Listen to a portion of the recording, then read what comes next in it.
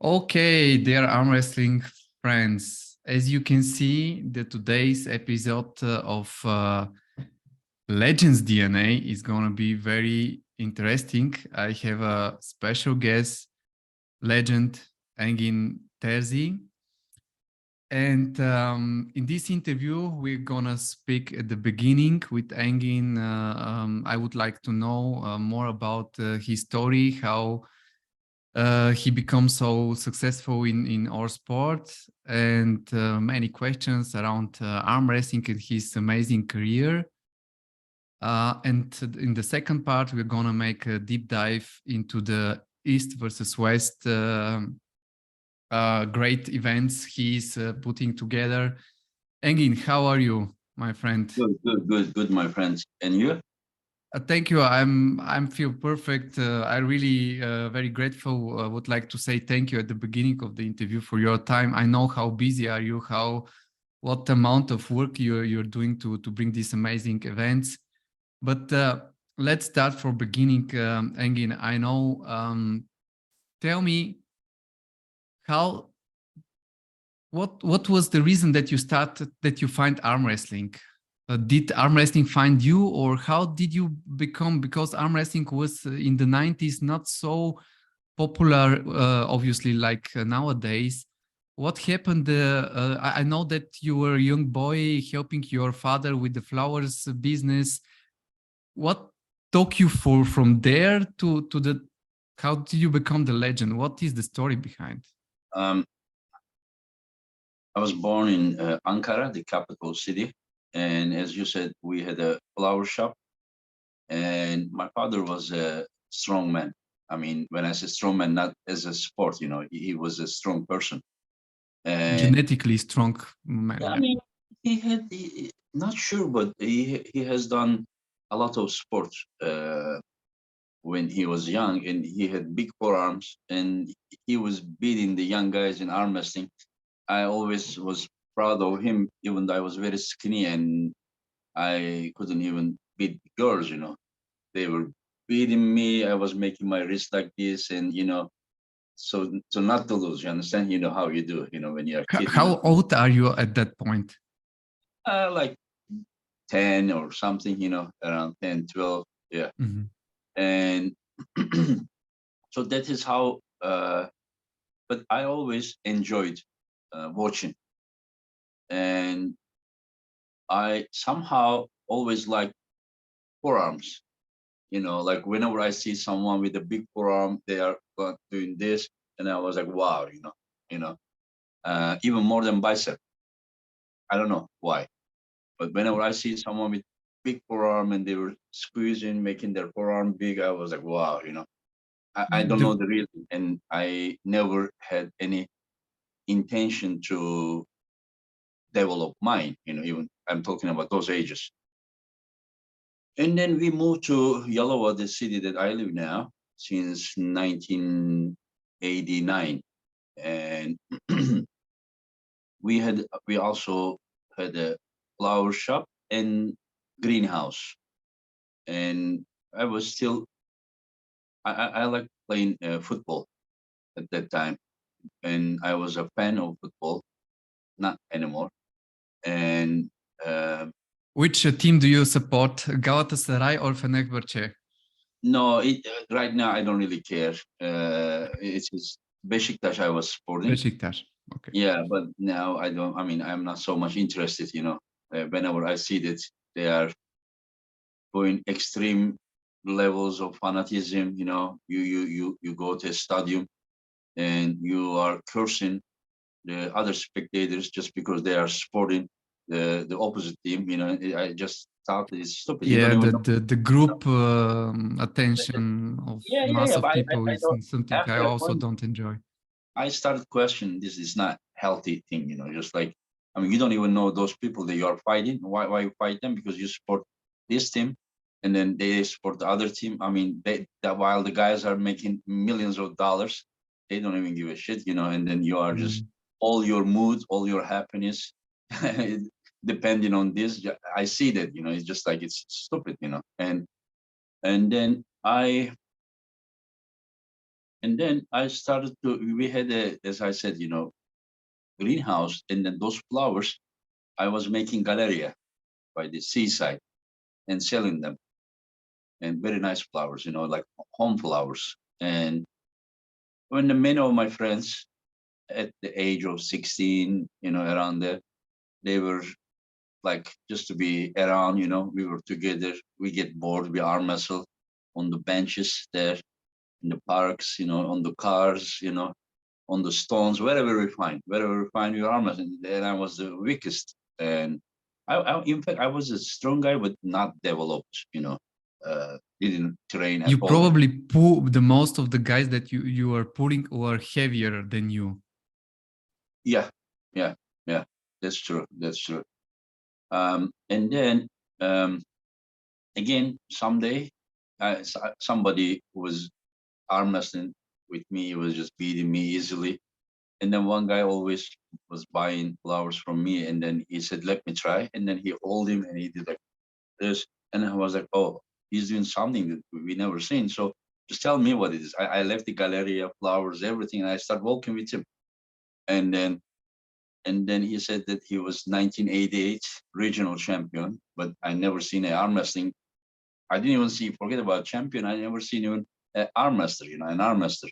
And I was like, okay, teach me. And then he gave me a table, arm wrestling table, and he taught me a few things about arm wrestling. And I was giving him free flowers and things like that. Yeah. And then I started like 1.5 years. I trained like crazy, crazy. And I was doing like, I mean, I was really crazy about arm wrestling. Yeah. Like my friends, sometimes I was in the flower shop as well, not the Galleria, but the flower shop. And then when my friends were coming close, I was seeing them outside of the store, and they were coming, and they were like, "Okay, we are coming, but no arm wrestling because their arms are hurting." And I was like, "Okay, okay, we are not gonna." Yeah. And then when they come, and then they realize that I'm gonna catch them, and then put them in there was a depot, you know, where we do prepare all kind of things. There was arm wrestling table, and so sometimes I was running after them, like you can say like a kilometer, you know, and then finally catching them and bring him, and then just the armor. They were like I was like crazy, you know. They So all we knew. can say that even from the beginning, you become really heavy catched with the arm wrestling, and you wanted to get better. You start feeling this passion for the sport. I mean, I felt that I had to be someone like that way, this way, that way. But then the arm wrestling became like a disease, you know, just like. And then as we know, we all experience the same thing, you know. We have so much pain. We put ice, water, we go hospital, we say we never will do that again. And as soon as the pain is gone, we do again, you know. And like, I mean, if all those times were like filmed, you know, and it would be good to watch right now. But anyway, so it continued. And then in 1992, October, I was very lucky. I took second place at the national championships. And but I was lucky because it was single elimination, and the guy that in the final I met was fifth in the world. He flashed me so easily, and I was lucky because if I would meet him earlier, then I wouldn't even take second place. But now I took second place. End of the 80s and beginning of the 90s, how developed it was arm wrestling in Turkey? Well, I Uh, don't know about the 80s because I met the guy probably at the end of what maybe beginning of 91. I met the guy. I didn't know anything about that, but they were doing some qualification uh, tournaments in Turkey, and they were giving some prize money awards. I heard. So I think 1988 was the first time they organized the national championships, and Turkish team competed the Worlds in Sweden first time in 1988. But my first national championships was in 1992. So Haida 1992. from today, the guy that who played against Cobra, he competed 88. And Niazi, who is the president now, I know competed Niazi very well, and Gdir 89. also. Yeah, he competed first time in 89 nationals, and he also competed 89 worlds. And then mine was 92. So I was like 4 years after Haydar and 3 years after Niyazi. I was. So you are, from the history standpoint, the third person becoming the world champion for the national team of Turkey. No, Or the second. Niyazi became world champion after me. After you, okay, then you're the second one after. 1991, Haydar became world champion. Yeah, and in 1994, I became world champion. I still was 19, but Haydar is 8 years older than me. You know, that's why they were. They started earlier. In 1980, I was 14 years old, and I was in Ankara. I didn't know anything about the sport of arm wrestling. Anyway, so and then first time Niyazi became world champion was 1998. Became world champion in Egypt in 1998. In same place, I and Haydar also became. We won the world as well. 3 of the seniors we won. I won in 60 kilo, Haydar 75, and Niyazi won 80 kilo. In these early years, Engin, you start going to the nationals. How did you organize your training? Are there a group of people that you met on the regular basis, or do push-ups, gyms? What was the training these days? I was doing like my private training. You know, I was just like I said that we had a depot with the roof, but inside of it, it is just like the wood that I was just all day, you know, up there, you know, like a monkey, you know, and then rope and, you know, just everything I was doing with the hands, you know, and I was arm wrestling whoever I find, you know, and like, I mean, not we didn't have really a team or something, but I was just doing whatever I find, you know, just like, of course, there are other people that were arm wrestling, but they were not really arm wrestling with like nobody was crazy like me at the time. So, but we were going Istanbul and to every week, if we can, to meet the guys like Niyazi, Haydar, and others, and then we were training together. That is how we became. Like we were a group of people with many world champions, European champions, world medalists from different category, and I was one of the lightest. So whenever I was really going head to head with those guys, whenever I compete my own category, I mean, usually things were at that time was kind of easy for me, you know, most of the time, you know. And then I competed first time world championships in 1993, Canada, and I took second place. I lost some fouls in the final to Leslie Weems from USA. And 1994, I won the Worlds in Sweden. I went there there. Are a lot of not controversy, but different opinions about the level. How do you consider the level in the early 90s? I know that if we go forward to the 2000, 2003, 5, it was really tough. But in the early 90s, it is the amount of competition, the people. How do you consider the level? Understand, whatever the level was, everyone was at that level. Nobody came from space or something with a higher level and, hey, you guys are like this level. And I came, we were all from that time, you understand? Maybe John Brazek came from the future. I don't know. I don't know if you believe in those things, but no, it's a joke. That what I can say that like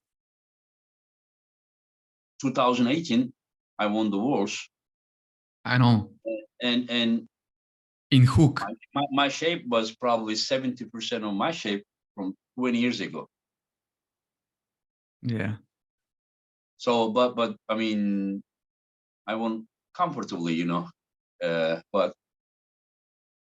do you understand my point? So I don't really believe that those things. The only thing is that I should mention that when I was competing, there was no doping test in the 90s. There was no doping test. So I don't want to say anything, but maybe it was tougher because of some other reason than being developed in technical way. Yeah, when I see these old videos, old footages from these tournaments, the people seems to be, for me, maybe it's on the quality of the videos, but the people looks more natural than the nowadays with the doping test. I don't know. It's maybe just opinion. Um, you disagree? Okay. No, Um, no, no. Okay, I don't want to talk, but that's for sure no, you know. mhm, mhm. Um, but I can tell you, like for example, like imagine that many guys that like like like John Berzink, that I can tell you this much. Arm wrestling, I cannot say that. Like for example, 2007 Arsen Liliev that won 75 kilo. Yes, In in Veliku my Târnu, opinion, Bulgaria. is I was there. I bring compete that guy, also. bring that guy to 2022 WAF in Antalya. My opinion, he would destroy everyone. Yeah. Yeah, I mean 2009 Rustem Babayev, just get Yeah, just yeah, bring yeah. him Yeah. to there. So what I'm just saying that I agree about arm wrestling being so, how to say, the special people comes at different decades. These guys are, yeah. So I cannot say that today is best, would be those times best. But if you ask me if today there are more like elite level than that time, I'm talking about the number of the elite guys. And yes, at that time, just say that there was 5 guys Hmm. who are fighting for the gold medal. Now you can say there are 10 guys. Or if you go I to get your go point. to 80s, you may say that some categories, 3 guys that are just like, you know, for sure that, you know, that's going there, you know. But when you come today, you may see more people in one category. But I cannot say that like a guy from 20 years ago. I mean, I don't want to talk that way, but just bring 1998 Engin from 60 kilo from Egypt, just bring him to 2022. I mean, I would Yeah. do, you know, Yeah. yeah. Yeah. So it is. I am saying that some people like John Berzink, like just, I mean, you see that he's 58 years old. Just imagine, just now, just close your eyes and imagine how much pressure that arm, shoulder handled all his career. Just think about Alan Karevs. Just think about all those guys from the push cars and ferries. And I mean, That's why I said I think he's from different planet. He's not from human being. The same. yeah, but Yeah, you yeah. saw John is Devon Larat and you saw Devon Larat and Evgeny Prudnik, you know. I mean, Devon is also terribly injured as well. You know, you may think that, you know, first round was that way, this way, but later I saw him even in a hook, you know. I mean, even in the first round. He was already in the hook in the at late the first round. second start, yeah, second But start, yeah. but Engin, again, you go to the first time to the world champion and become second, Hmm. and I guess your motivation get higher seeing so great arm wrestling in one place. How does that continue? What was the next step? You go to USA or for to have some professional engagements and arm wrestling there. I mean, 1997, first 1996 WAF, I went there, Mhm. and then 1990 I came back, and 1997 early, probably January, I went there again just to compete, and I competed countless tournaments there, countless tournaments, and I mean, I was very dominant. I was very dominant, maybe except 1 or 2 times, but I was usually competing 7, 8 categories and winning all, and I was competing heavier guys. Like Your weight at that moment was 65 kg, 70 no, kg, 63, 62, 63 first, but 63. then Okay. later last years I went very near to 70, you know, Mhm. and but it is just like pushing myself, you know, like I was still like 2000 WAF, I still competed 65 kilo, um, because I had a dream to win WAF in 7 different weight category.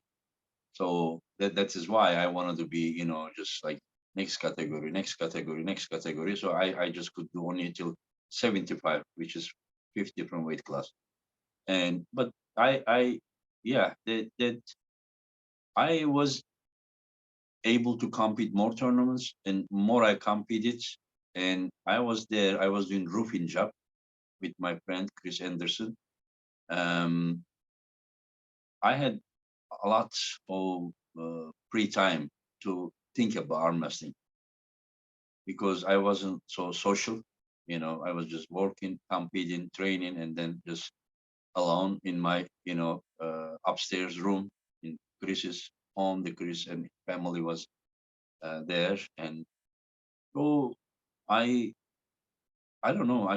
Everything just get better and better and better and better, you know, with time, you know, and I became very strong. Maybe also doing that roofing job, maybe the sunlight, you know, that or the joints or something. I don't know. I was just like, and I was working physically so hard, and I don't know. I was just like very strong that time, you know. And young, strong, and you start pulling at the beginning. Your natural move was to go outside, Right arm outside, left arm inside.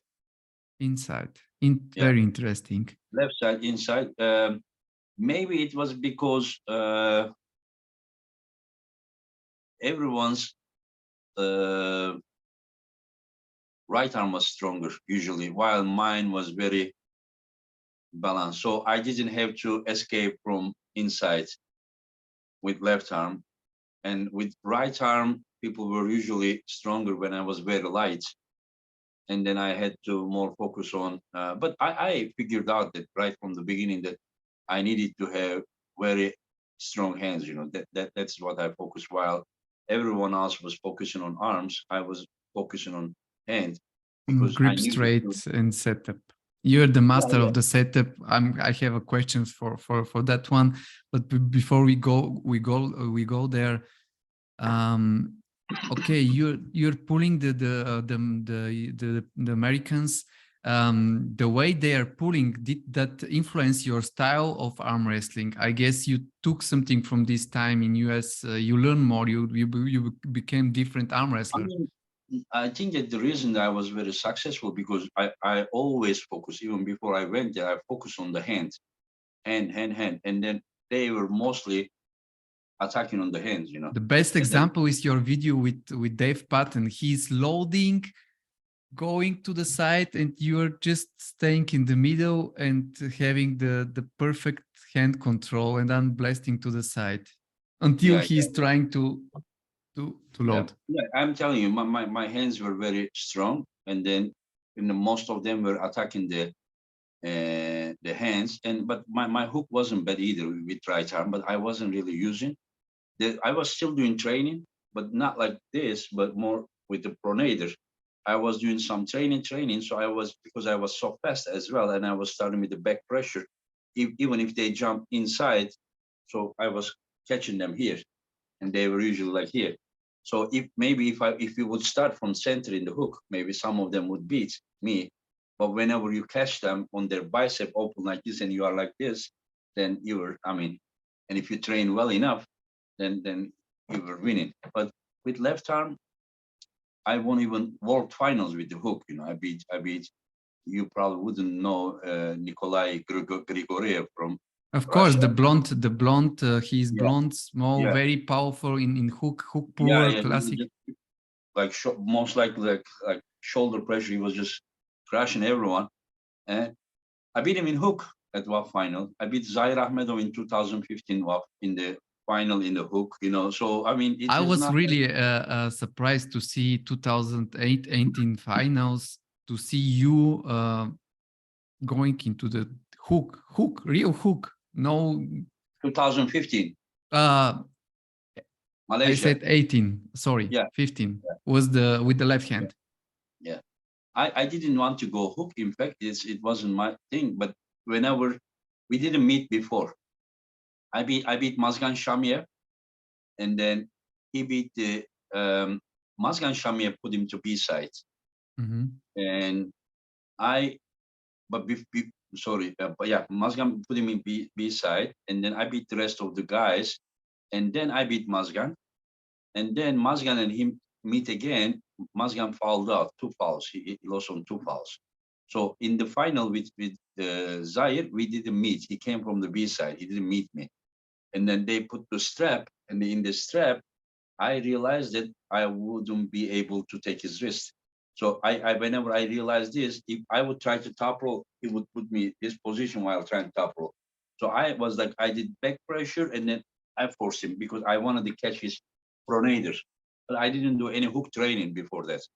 I catch his pronator, but not so good. And then, but if I would try to top roll him, I couldn't catch his pronator. So I just wanted to put my wrist a little bit around. So more he hit, and then whenever he was coming, I was hitting a little bit more just to get more, on over his pronator. So finally I stopped him. He hit me like 10 times or something, and then I brought him to middle, and I was like, okay, I brought him middle, and then I moved sideways. He was like rock. I was like, oh, like I barely brought him here, and now his arm is not moving, and I was like, okay, what to do? And I was like, okay, let's move to his bicep. So what I did was I just started to roll this way. So his bicep was opening. So when he saw that his bicep was opening, it was like that close. So because I was rowing him, so what he did, he just went down to table just to raise, his bicep up. But he forgot the side pressure. So when I roll, and then I did a little bit like this, and then he came. You catch the pin. Wow. Yeah, it was just, yeah. And What I a was like, what a because of so many painkillers, I didn't feel the pain. So I went to bed in the middle of the night. I shared this before as well. I wake up because of the pain, and I didn't even know where the pain was coming. Everywhere was hurting. And I wanted to raise my arm. My elbow was like this, like swollen. And then arm was locked. I couldn't open, it was like this. And then backside of the shoulder was torn, I couldn't move. And I wanted to just get up, and stomach was killing me. I pulled the shirt up. The intestine was out like this much, the stomach muscle was, there, and the intestines were out like I don't know how big it was, like a knot, And then I couldn't compete. Next day, right arm, I couldn't even stretch myself like this. I was walking like this. And then 11 hours travel back with flight. It was just so painful. And then I had the surgery, and then they Wow. What amazing final. Yeah, it was. I had already 9 world titles. Like, it was my opportunity to win the 10th world title, and I was like, okay, I'm gonna make this a digit number.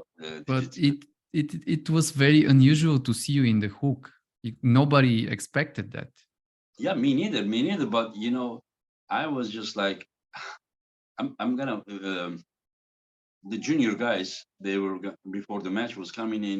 They were like, what are you gonna do? I said, I don't know if I'm gonna win or lose, but I'm not gonna lose that match before, like, either my arm is broken or something gets apart. I will just give. So I didn't go there like to arm wrestle. I just went there just to war. And then yeah.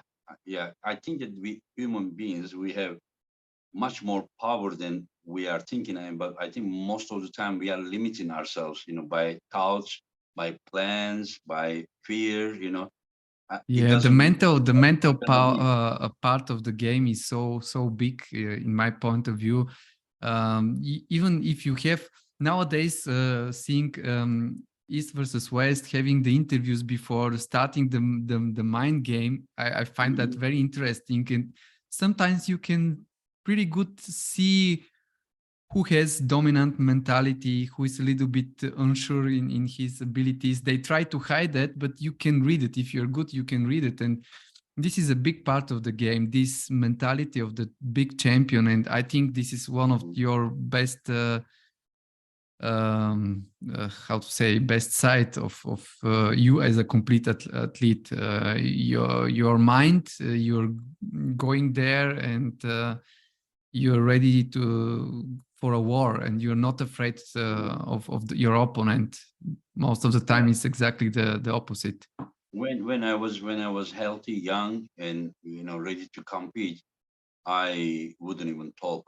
I would just stay alone and think hours and hours, and like if you would just put a wild animal and lock him into a dark place, you understand how wild it becomes. I was just like staying, alone and thinking and making my mind up, just like I'm gonna hit him so hard that I'm gonna hit a wall to break my own arm. It was just like just Um, I don't know if the new people of arm wrestling knows, but you have in the early years of YouTube, you have one of the first arm wrestling viral videos. It was the Angry Turk. It was a, I don't know. It is a European Championship, but you no are both pulling both one guys from 2002, Switzerland, 2003. 2003, Yeah. and he was thinking that he has something. It was a slip, and you were angry that he even It think did about it, bigger that than he that. has chance, and No, then it wasn't you. because of that only. There's a lot of things. Right before that event, I lost my father, and Okay. my psychology was terrible. And then I was in the same category with Haidar, and Haidar I see like I would say my like brother, older brother, and I won already with left arm, and right arm he lost. They put all the favorites to one side and all the non-favorite guys to other side, like two Russian, two Turkish, Georgian, Belarusian, Against each other. yeah, one group, and then there was the other group I don't want to mention, so that nobody would be offended. But we know that there was nobody, and this guy was from that group. You understand? He came out while we all kill each other here over Mm. here, and then I was undefeated, and he was undefeated. And while one Russian was fifth, other Russian was seventh, you know, like Belarusian six, Georgian eight, it was like that. And I beat Grigoriev, I beat RJ Molinaire, but RJ Molinaire put Haidar to B side. So before our match, I was just so praying, that like I hope that I pray that Haidar would win against RJ, and then he would come final and beat me too. I was ready, because I won already left arm. I wouldn't just let him win, but I was just saying that I hope he wins, you know, because I didn't want him to take fourth place without any medal. But he lost again. There was a slip, and they say it's losing position. For me, it should be strap. Anyway, so I'm telling you, I was already like depressed because of my father. And then I go and hug Haidar after he lost and took fourth place. He was shaking. I was just like so upset. I was so upset. So I pulled this guy, and then I didn't even think about him, I just pull him. He just slip his hand like this. And at that time there was a documentary, and then the documentary, the pulling John that you saw today, was in fact wasn't like that. The scenario was different. Scenario was about the 10 best arm masters in the world, and I was one of them. Oh, Yeah. interesting. They later changed it anyway. Mm. So, and then if you realize that the match, that the camera was following me, like where I go, it did not follow in that side after the sleep. I walk that way, I come that way, I didn't know that they were even filming. So, and because the other guy there, he was just like, oh, go, he was doing this kind of things to me, he was just provocating. I was already like very You depressed. didn't know. You didn't need much provocation. You were ready. I mean, I was upset already, but whenever he did that, I was just like, listen, you're looking for trouble, just like, I mean, maybe you shouldn't be even here, And then I hold him, and then whenever I beat him, he was just, oh, okay, you are good, and I was just like, pull your hand away, uh, that it shouldn't happen. But what happened that after that match, we both went down, not even in 1 minute. I found him and I hugged him, and I said, Sorry if I overreacted. Everything was fine, but people just goes by the 40 seconds. And Viral video in the early time of YouTube. yeah. I remember, like, it was like already a million, even in less than a year. It was watched. Yeah. The first time I saw you live was 2005 European Championship, Oh yeah. Sofia, Yeah. and you defeated Zoloev at the final. Yeah. That was amazing. And if I can try to describe you as an athlete with one word, it would be efficiency. I think you're the most efficient arm wrestler. Your setup game is so perfect. I tried to explain from someone who is a fan of the sport and not doing arm wrestling from so long time. Every millimeter of the position of your fingers, of your hand, of your thumb is on the right place, and you're pushing pressure exactly in the right spot of the opponent. The synergy of your muscles, shoulder, chest, breast, complete arm is so perfectly set up. So Engin, I know this is a big topic and maybe a issue for some arm wrestling seminar, but how that happened that you find this perfection in the setup game? My friends, today people are saying that it is 2022 and all the information, all the knowledge on social media and everything. But trust me, there is no knowledge that is more effective than the one that who reached that knowledge by searching with his own experiences, his thoughts, and countless hours of thinking. Then just somebody is just telling you need to do this, you need to do that, you need to do that. It is completely different thing, my friend. I spent so much time, and I was especially around my category. Mentally, I was much ahead of my time at that time. You can say that how, why and how, my friend, because I'm telling you, I was 16 years old. I couldn't beat my sister, my mother in arm wrestling. I had to work harder mentally as well, mentally and physically. Do you understand? So it is not all about how strong you get. It is about how effective you use what you have.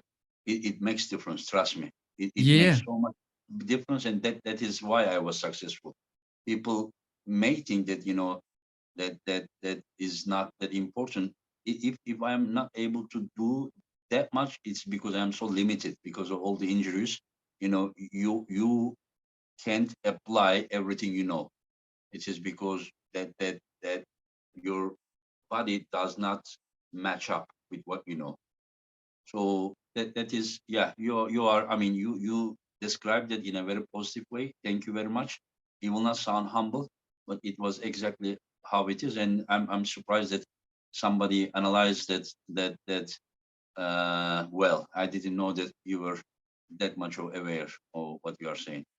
yeah, yeah. But I'm into the game since 2000, and I follow your career very well. I have 5 people that I'm considering as a legend. This is my own opinion. John John Dashevsky. Gashevsky, you, Rombat, and Devon Warat. I understand. These are the athletes I'm considering as legends. Gashevsky, you, Rombat, You remember the times of enginterzi.net as well. of course. And in this time, it was a trainings plan from you of this page. And I just used this training spawn. It was really great with static, with half motion and complete motion for the back, for the wrist. I remember that, yeah. And you were following also the Northeast message board? I was not active. I was just reading what the Reading, so that's people what I mean. You were at that following. point. My English was not so good. I have Oh, tough but you were time to. reading? You were reading? Yeah, I was reading.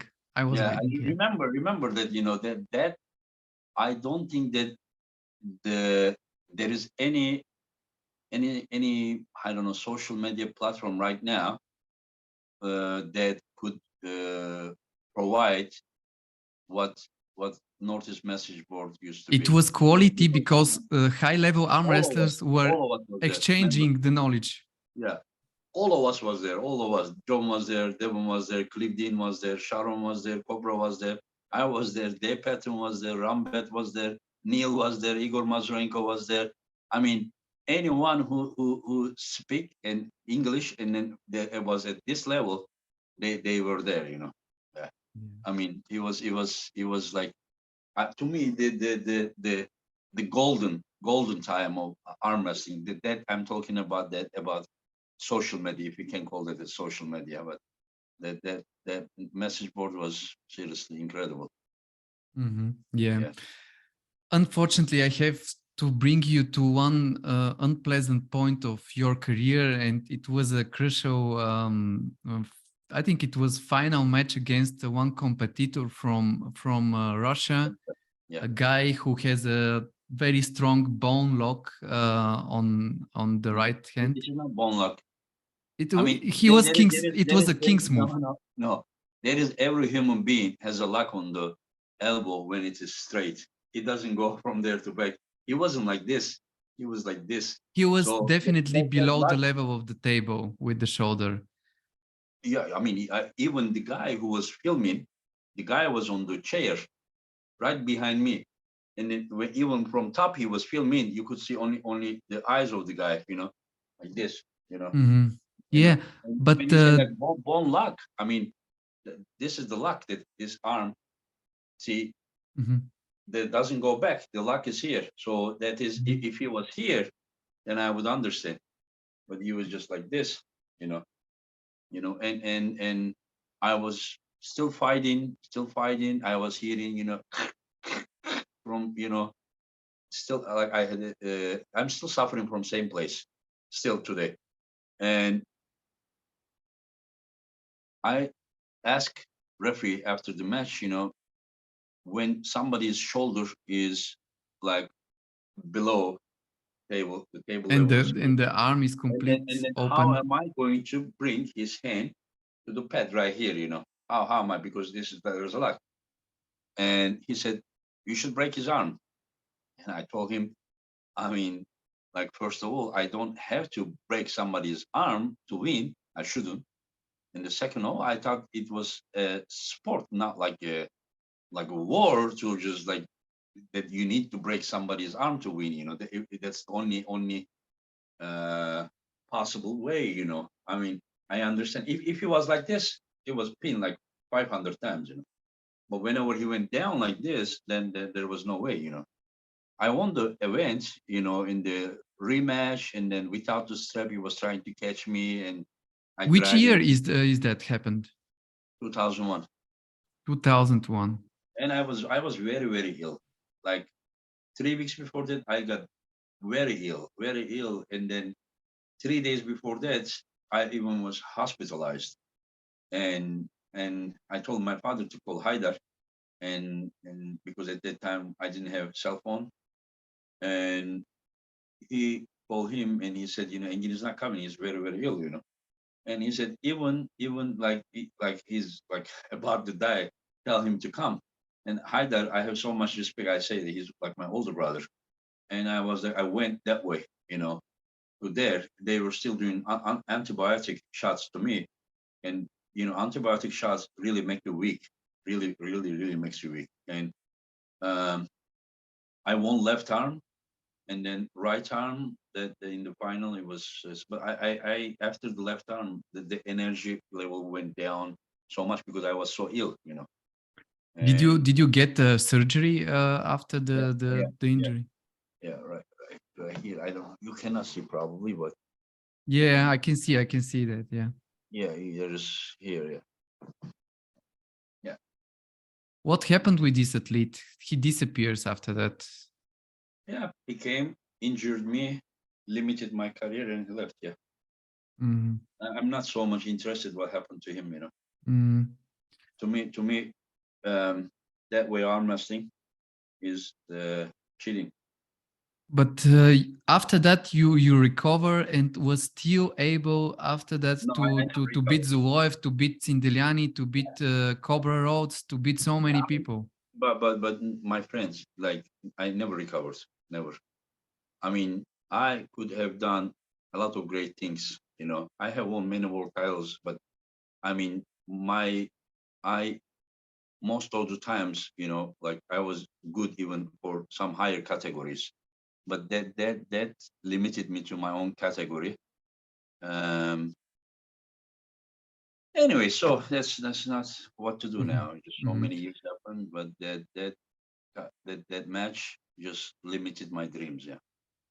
Engin, is there any chance that arm wrestler can learn from your secret pronator exercise and strategy how to develop this tremendous pronation? Are you planning in the future to have some kind of masterclass seminar after the East versus I West did. event? I do many times. I did, but I think that it is not um, like everything I use is in my gym. It's not possible to take everything to the seminar, Mhm.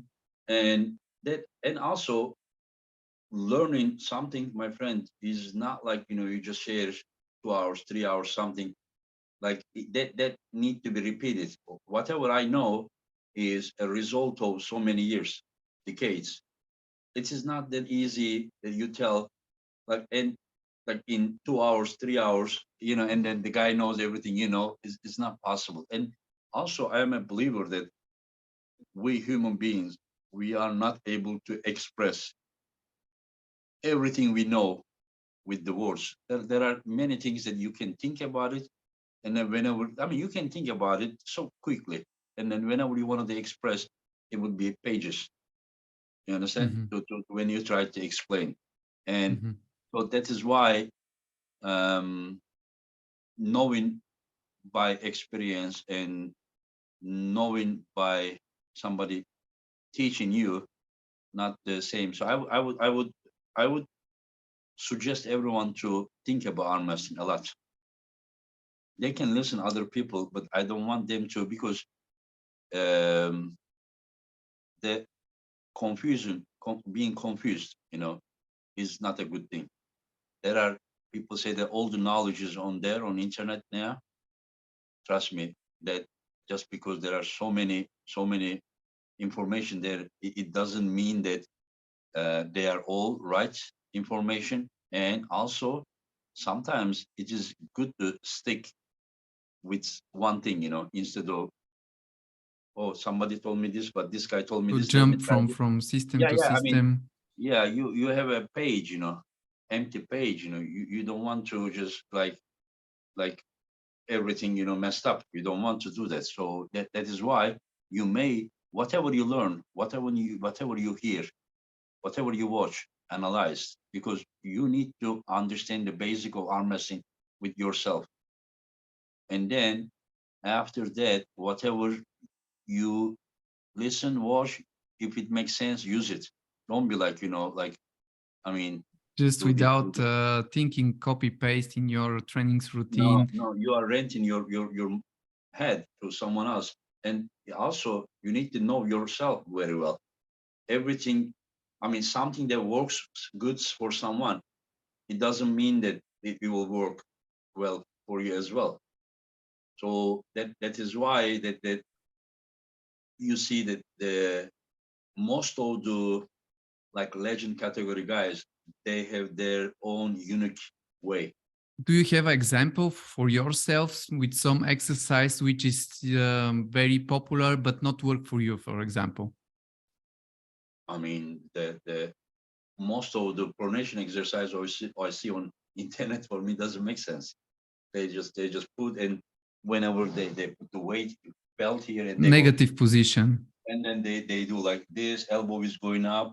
The whenever the belt comes here, the belt is going down here like this. Okay, yeah. I mean, this is pushing your elbow down. You know, it's just You're like doing you are. some shoulder works. I mean, probably this side is working probably. It's just like Okay. hanging the weight on a bench, you know, for the bench press, and then I mean they are like this. If if you want to feel the maximum pressure this way, when your arm is this way, there needs to be a cable or something or a rubber band that's coming from this way. But if you are using gravity, your arm can't be like this. Your arm needs to be here working, you know, so that you can use the maximum pressure from the gravity. You know, I mean, I don't think that many of the people they know how to use gravity still. I mean, yeah, they are very, very strong guys. They are very strong guys.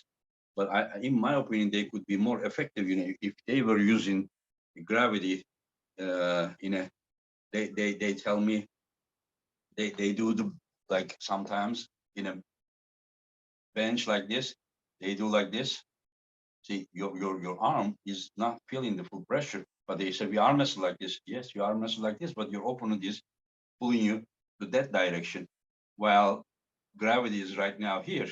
You know, so if you want to feel that, what happens that you need to bring yourself like down like this, so that your opponent is on the floor now. So you need to, if you want to use the gravity. I mean, these are so basic things that, you know, even 25, 30 years ago, I knew about it. But whenever I see that I'm not judging anyone, but I'm just saying my opinion.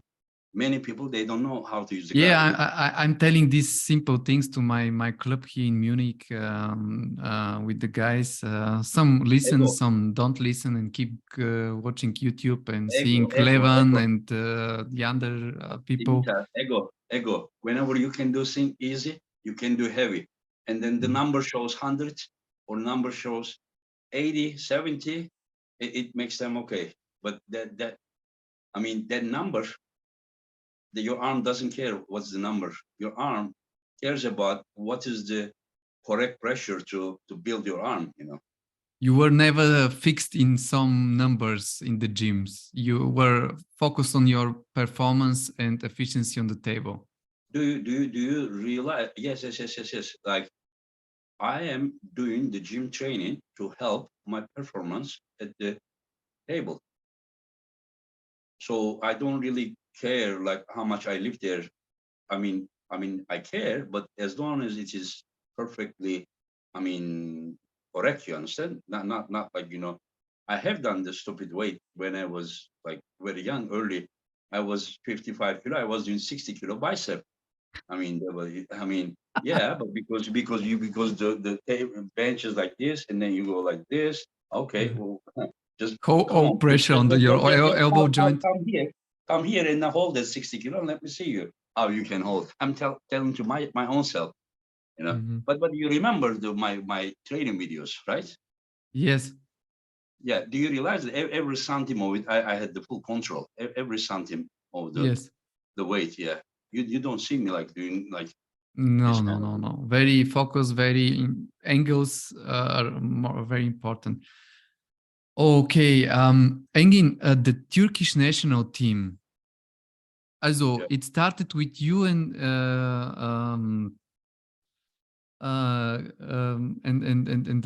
the Niazi and I guess. Gaidir, and now the Turkish team is growing rapidly. We're seeing new talents every year. For example, in Antalya for 2 months or 1 month, so many new guys. For example, in my category, senior 70 kg left hand. Yeah, the What young guy. he broke. He won for a second. He didn't get any significant resistance in his junior category, and then he smashed the seniors. But The they amount of realize that talent, the amount if of you put people him left came arm, for the Turkish national team is insane. What is going no, on no, no, there? no, no. That guy is special guy. Did you pull with him? No. Okay, if you would pull him, you would understand. His left arm is bigger than his right arm. Yeah, a little bit That guy is Jock. also maybe not exactly, but that's something special with his left side. Yeah, and yeah, um, yes, he is very good. He's Arif Ertem student. He's very good. Yeah, and he's very tall. Probably he will be pulling heavier categories in the future. But that's a special guy. Also, generally about the WAF in Antalya, like when there is no Russian, there is no Georgian, then you know that it is like almost 60% of what it could be. It You could understand?